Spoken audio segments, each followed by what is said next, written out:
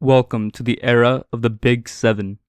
Newcastle United have been taken over by the PIF, Staveley, and the Reuben brothers, making them the wealthiest club in world football. So this episode was obviously recorded before the takeover, but now we're editing this section in, this little intro in. So we are going to talk a little bit more about Newcastle later in the episode, but for now, let's just real quick cover up this takeover. The Saudis, they have been eyeing a football club for a while, and Staveley was able to convince them that Newcastle is the right place. She's a 10% owner, along with the Reuben brothers. I think one of the brothers owns 10% of the club, or the company which is run by the brothers own 10% of the club. And then the Saudi state, well, not the Saudi state officially, but the PIF, the Public Investment Fund, owns 80% of the club, which is insane because the amount of money these people are going to be able to invest into Newcastle is going to be revolutionary. It's not. I'm sure they're going to try to follow the Man City model to an extent because it's already worked in the Premier League and it's pretty successful. And fellow Gulf state rivalry, but I think that the sheer amount of wealth that the PIF has and which can be put into this club now, it's going to be like Man City but on steroids. And also you have to remember, unlike Man City, Newcastle has fans. Like they're going to sell out the stadium every single day. In fact, they're probably going to try to make the stadium bigger. And they also have fans. Maybe not so much across the world, but there's still fan bases from eras gone by, which are just a bit more low key nowadays, and are across the world. So it's going to be interesting to see how all that plays out, because it's like, yes, you have, you're taking a club which has history, which has passion, which has one of the best supports in all of Europe, really in the world to an extent. You're taking a really big and historic brand. And a club which has legends who have, like Sir Bobby Robson and Alan Shearer, who have impacted the game significantly around them, which is something like, with Man City, it was more of a complete, like almost building everything from scratch. Yes, there was a small bit of history there, but it's just incomparable to Newcastle. So this is amazing. If any fan base deserves this, it's Newcastle United. They've suffered a lot. 14 years. Multiple relegations. A club which was at one point competing in the Champions League and beating Barcelona is now... if they were playing in the Championship. They couldn't even beat Sunderland. So this is... It's just 14 years of frustration. Like, I'm a neutral here. I'm a Liverpool fan. But even then, dude, like, every single football fan felt the pain of Newcastle United.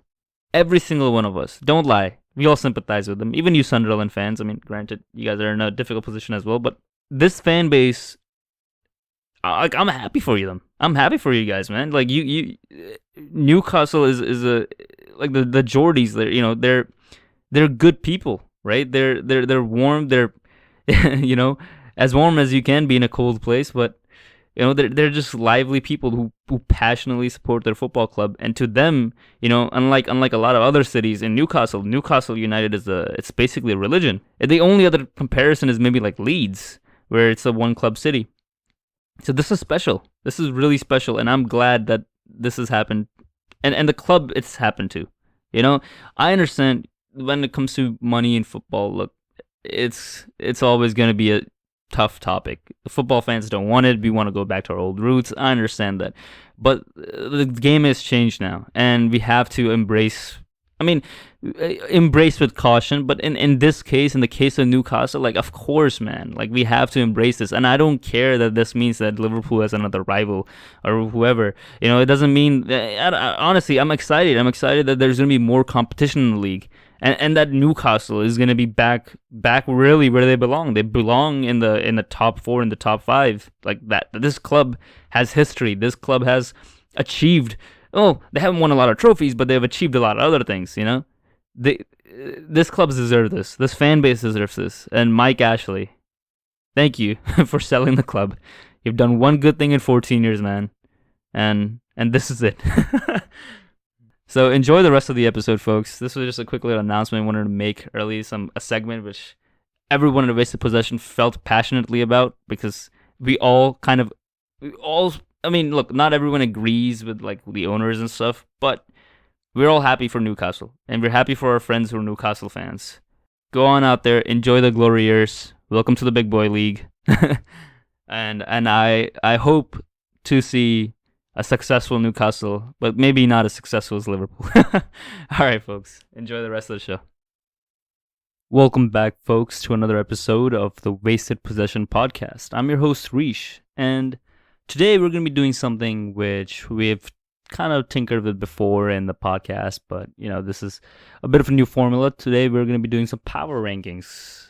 A bit cliche, but let's just let it be. All right, let's just start right away. Let's do the top 5 power rankings. And when I do these power rankings, I'm going to be comparing teams from across Europe who I think are the best teams in Europe right now. So let's start with number 5. All right, so at number 5, I got PSG, Paris Saint-Germain. All right, so why do I have the number 5? A few things. First of all, they have a great team, at least on paper, and so far they've scored 22 goals this season, conceding 9. They have 8 wins, 1 loss. Their last 4 games they've won. They've been doing pretty well in the Champions League, as you may have noticed, defeating Manchester City 2-0. But okay, here's the reason why I really have the number 5. First of all, we all know the quality of the French league. It's a pretty, it lost the status of the top 5 league only a month ago, maybe at most. So they're not really facing the highest quality opposition day in, day out in Europe, like say you are in the Premier League, for example. Also, yes, they did beat Man City 2-0. However, I feel like right now, you have a Messi who's not firing on all cylinders. He's still getting used to the system. You do have some interesting pieces, Mbappe, Di Maria, Neymar, the typical guys. There's a lot of good depth in the team. Overall, I would say, I think it was pretty obvious when the season started that they're going to win the French league. But do they have what it takes to win the Champions League? I don't think so, because I think there are 4 other teams right now who are way, way better than PSG. Well, maybe not way better than PSG, but good enough where they're more likely to challenge for European titles. And also they're competing significantly harder leagues, which I think is a factor you have to consider when doing these power rankings. All right, so then number 4, I'm going to go actually with Manchester City. All right.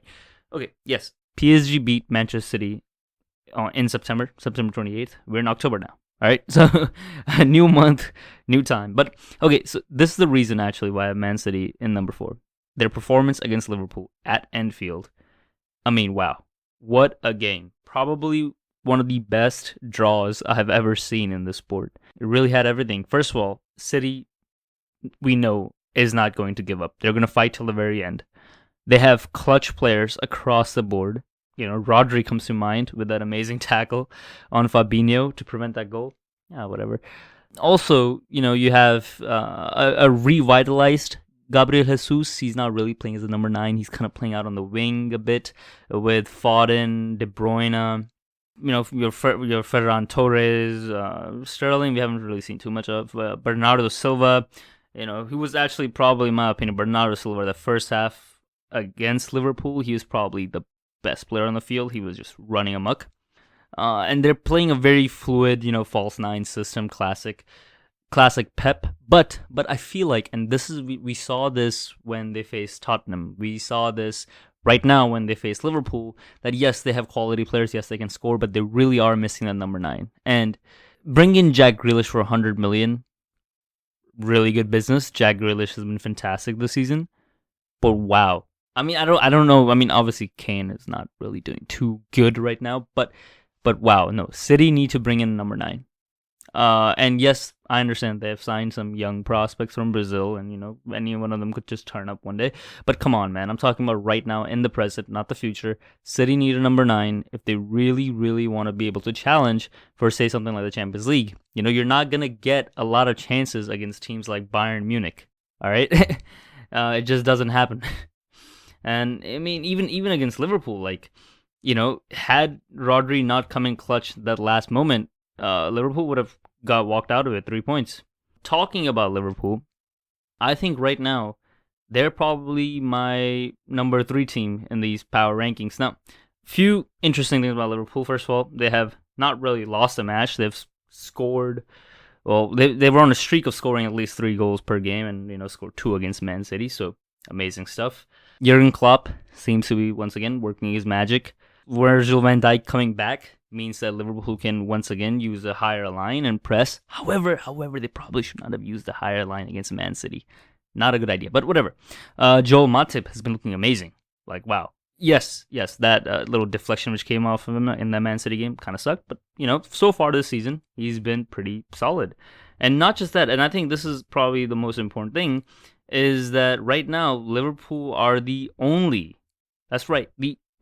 team in the league which is still undefeated. Now they do have 3 draws, including a draw against Brentford not too long ago, a 3-3 draw, but then they thrashed Porto 5-1. Tied Man City. It should have won that game. Probably would have won that game. But sometimes in football, crazy things happen. And they're getting ready to face Atletico Madrid soon, so that's gonna be interesting to watch in the Champions League. But overall, I would say right now Liverpool are a very solid team. They're consistent. Their attack seems to be back. Salah. Oof. I think right now he's the best winger in the world. Yeah, genuinely, seriously. I mean, yes. Neymar, Mbappe, there's a lot of good wingers out there. But right now, at this very moment, is there a better winger than Mohamed Salah, the Egyptian king? I mean, that goal he scored against City, the goals he has been scoring consistently, he has now over 100 goals for Liverpool, fastest to do it. He's a living legend at this point. We're watching one of the best players in history play the game. And, boy, it is amazing. It is devastating. Mohamed Salah, man, this guy. I mean, he's already in my opinion, in the Liverpool all-time. I think he might just be the greatest Liverpool winger, at least when it comes to the prime of their careers. And if not the greatest Liverpool winger, then definitely up there in the top 3. Moving on to my number 2 team in the power rankings. This was a bit difficult, honestly, but I think right now the second best team in the world at this very moment has to go to Napoli. Yeah, not Bayern, Napoli. So, okay, Napoli, and here's a pretty interesting stat for you. First of all, undefeated in 7 games.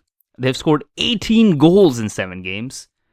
They've won every single game. They've only conceded 3. I mean, this Napoli team is on a different level right now.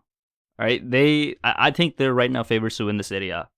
I know it's very early in the season, but if they can keep this up, and judging from their current form, if this is like their best, I think like their worst is I think they should have enough to be able to grind out results. Their defense is amazing, their offense is amazing. They're playing in Europe. They're one of the most consistent teams and have been one of the most consistent teams for the last several years. And right now in Serie A, I don't see anyone challenging them, even coming close to challenging them, really.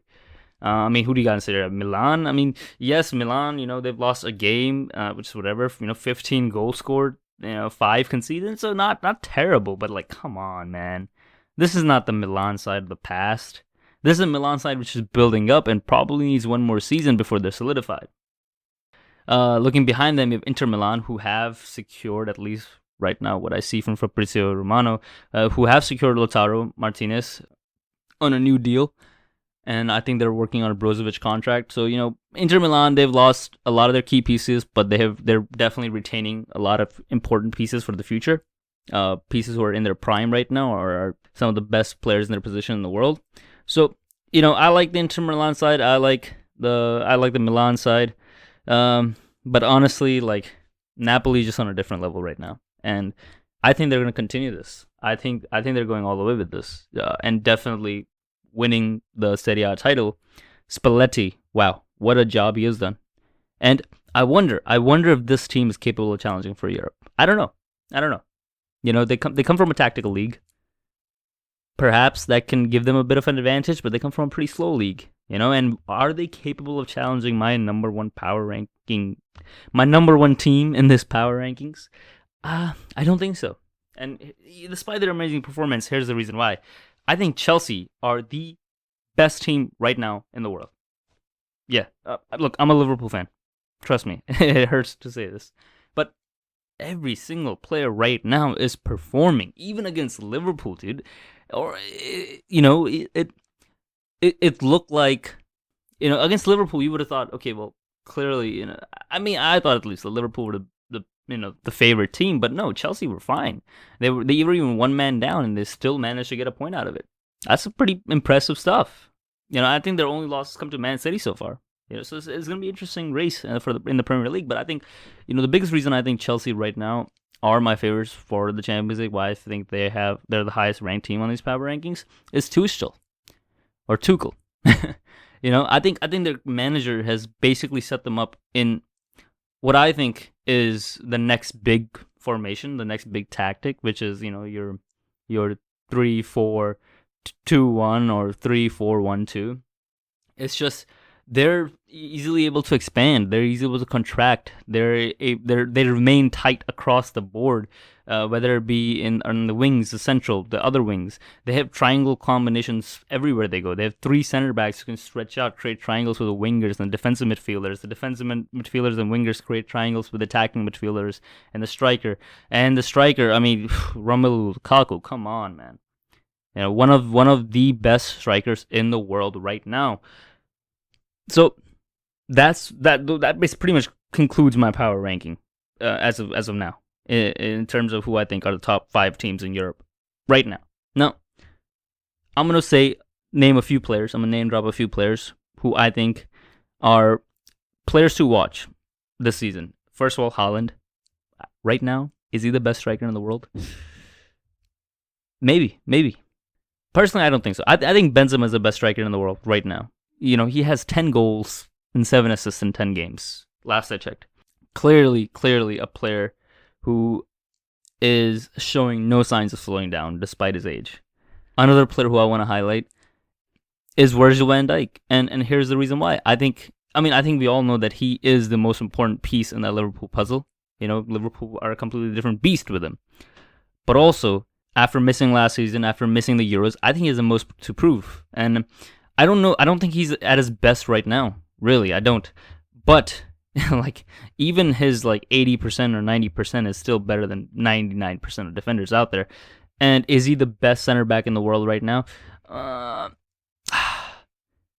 would say he's getting there. And I think by the end of the season, if he's healthy, he'll probably once again claim the title of being the best center back in the world. But not just that. If Liverpool are to win any trophy, it's going to be because of Virgil van Dijk, because the sheer intelligence and leadership he provides in the back, and not just in the back, but he's the reason why Liverpool are able to press so high and why their attackers are once again looking amazing, right? Because Virgil van Dijk is just such an intelligent reader of the game and he's so fast and strong that, if there's a long ball, which goes over everybody's head, right, he can go get it. Liverpool don't have to sit deep like they did last season. Well, they weren't sitting that deep, but they were sitting deeper than usual. Or if they were pressing high, they were conceding. Virgil van Dijk solves a lot of these problems. So let's see what happens, man. These are my 3 players right now: Haaland, Benzema, and Virgil van Dijk. 3 big, very mainstream names. Now that I've pointed out some mainstream names, let me give you a name which perhaps is not as mainstream. He's pretty mainstream out here in North America, but not so much in Europe. That's Irving Lozano, the Mexican. He has scored 2 goals, has 2 assists, and 1 yellow card. But he right now is contributing about 1.26 goals and assists per 90 minutes. Young player. I think he still has a few more seasons before we really get to see the real Lozano, but he's definitely the best up-and-coming Mexican player in the world. The best Mexican player out there, and I think, or at least up-and-coming, and I think in a couple more years he'll probably be the best. So it's interesting. It's a young player for all the FM boys out there. Definitely see if you can try to sneak in a Lozano. He's going to cost you a fortune, but I think he's kind of worth it. He's a fast guy. He can create a lot of destructive actions up top. He's decent with pressing. He's a very gritty person, like your typical Mexican player. And just a warrior, absolute warrior. As a fan of USA soccer, it hurts me to say this, but Lozano really is, I think, probably outside of Giovanni Reina, or alongside Giovanni Reina, two of the best attacking talents to come out of North America right now. So I would watch out for Lozano. He's playing for Napoli. Let's see what him and Napoli can do. Also, another person I would point out in that Napoli squad is Victor Osimhen, I think, or Victor Osimhen. Young player. I think anyone who plays FM knows a bit about him, or even just FIFA. 4 goals so far. Pretty spectacular. I like this kid, and I cannot wait to see what he does next. That's the thing I like about this Napoli squad. They have a good mix of players who are young but just coming into their prime, and players who are in their prime. Like your Insignes and your Koulibaly. So let's see what happens. But overall, I would say that probably concludes my power rankings and my players to watch and my not so mainstream players to watch. So now we enter the international break, and it seems to be quite a interesting international break for United fans, especially. Is Solskjaer gonna get sacked? I don't know. I feel like he's gonna be trusted for this season. I don't think he's gonna get sacked. But wow, what inconsistent team. At one moment they look like they're one of the best teams in the world, and the other moment it's just mistakes. And honestly, what I want to see from United, I don't want to see a great United, but I just want to see United which is more competitive. And is really out there challenging Liverpool, because let's be honest, we all want to see Liverpool versus United go for that title, battle of the beast. I want to see Fred sitting on the bench and Van de Beek getting a lot more playing time. Yeah, I don't know why Van de Beek is not being picked. He's an excellent technical player. He definitely will provide a lot of calmness and a lot of stability in the midfield. I think what United can do is they can pair him up with Pogba and allow Pogba and Van de Beek to sit a little bit deeper and just help out those defenders, all right? And not just help out those defenders, but set up attacks from deep. Look, you have Ronaldo up top. You have Sancho on the wing. You have Greenwood. You have Bruno. You don't need a lot of help right now. Dude, you really don't need your guys like Pogba and guys like Van de Beek charging into the box. They can set stuff up from the deep. In fact, I would say especially a player like Pogba, he's probably best when he's told not to go into the box, like he is with France, where he sits a bit deeper. And he's a bit more protective of the defense that way, and a bit more responsible as a midfielder that way. And he has a technique to set up chances from deep. I think if United are just a bit more gritty in that midfield and get rid of Fred, who is just prone to panicking and making mistakes, and try Van de Beek for some time along with Pogba in a double pivot, and allow Bruno to be a number 10, roam wherever he wants to go, and allow Ronaldo to roam wherever he wants to go, and allow Rashford and Sancho to also be a bit more free-flowing, but obviously from the wide. In fact, Sancho can do whatever he wants because he has Van Bissaka covering behind him. I think then you will see something special. Also, one player who needs to perform better, I think, is Telles at United. A bit underwhelming for me so far. The hype behind this guy was pretty heavy. Not extremely heavy, but like he's supposed to be at least a top 6, not a top 6, but like at least a top 5 fullback in the league. But right now, is he really that? I don't know. He's one of the weaker links in that United side for sure. Another team I want to highlight is Brentford. Wow, 7 games so far, 7 wins. Sorry, not 7 wins. 3 wins, 3 draws, 1 loss. Hey, they're doing all right. It looks like they're going to be heading. Right now they're in a European spot, or challenge for a European spot. But I feel like they're going to finish mid-table. But wow, solid stuff from them. But who's not doing solid? Newcastle. At the beginning of the season, I remember. It's kind of a funny moment between me and Badlib Twitch, and I said, I feel like Newcastle are going down this year. And he's like, oh, what? But that's the most mid-table club. Like, come on.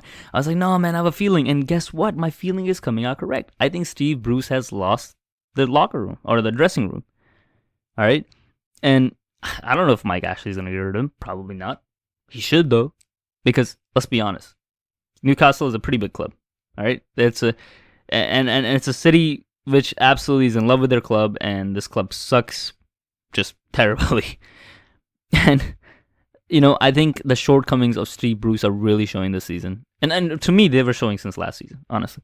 But the Rafa mentality and the Rafa time is truly gone, and this Newcastle side is no longer a mid-table side. They're relegation fodder, and I still think they're going to be relegated. Now, another team which is doing pretty bad right now. Actually, two teams, Arsenal and Tottenham.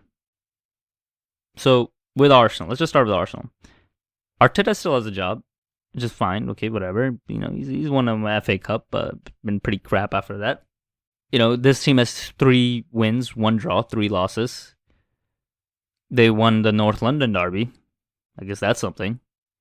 But come on, man. Like, I don't know. They're a mid-table club truly right now.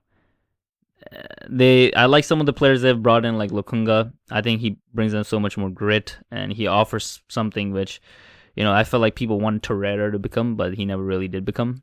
But honestly, like, Arsenal. It's just a factory of misery, isn't it? And the same goes for Tottenham, honestly, right now. Another team which I thought Tottenham would be doing much better, but I guess not. I guess the whole Harry Kane shenanigans has disturbed the locker room significantly, and let's be honest, Harry Kane, what happened? I still believe in Nuno. I think he's going to eventually correct the ship, and they have brought in some interesting players like Hill, who I really, really like. I saw him at the Olympics, and I've been watching him here and there in Spain. Technical player, your typical Spanish. Yeah, and they have some interesting pieces like Ndombele and stuff, but let's be honest, it's clearly the old guard is done and needs to be moved on, and they are being moved on. But Tottenham need to, in my opinion, sell Harry Kane. They got to pull a Villa, sell Kane, use the money, invest it wisely, bring in some interesting pieces for Nuno to work with. You're not going to win a title right now, Tottenham. You're not winning a title for the next 5 years, honestly. You need to build up to win that title. You need to build a world-class team which is going to challenge your Liverpools, your Cities, your Chelseas. You're not going to do that right now, paying Harry Kane bucket loads of money for him to basically want to quit your club, quite publicly. Sell him, take the 100, take the 120, or whatever you get. Use that money, continue to replenish that squad, and bring in a marquee player. Ideally, someone who's either a forward or a midfielder. Someone who's going to have a similar effect, a refreshing effect on Spurs, kind of like how Van Dijk had with Liverpool or Bruno with United. But that's all for today's shows, folks. Yep, pretty short one. Thank you for tuning in. Make sure to check out the Wasted Possession Draft on Twitch. All the socials are in the description below. Come and join our Discord. It's growing, it's popping off. And have a wonderful day.